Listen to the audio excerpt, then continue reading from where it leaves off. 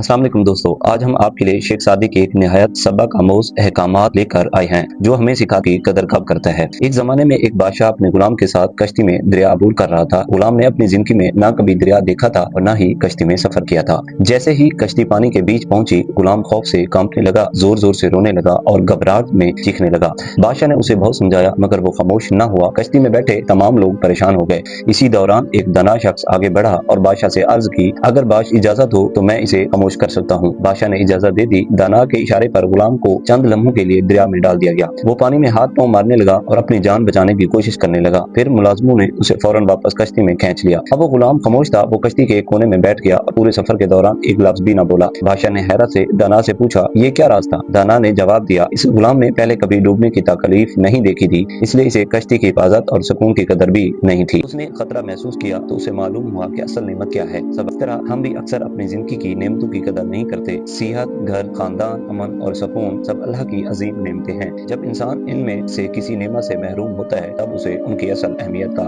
एहसास होता है। लिहाजा हर हाल में अल्लाह का शुक्र अदा करें, सब्र इख्तियार करें और अपनी मौजूदा नेमतों की कदर करें। अगर आपको ये सबक आमोज कहानी पसंद आई हो तो वीडियो को लाइक करें, अपने दोस्तों के साथ शेयर करें और हमारे चैनल औरो खान 2 को जरूर सब्सक्राइब करें। इख्तितामी जुमला, जो शख्स मुसीबत का मजा चख चुका हो वही आराम की असल कदर जानता है।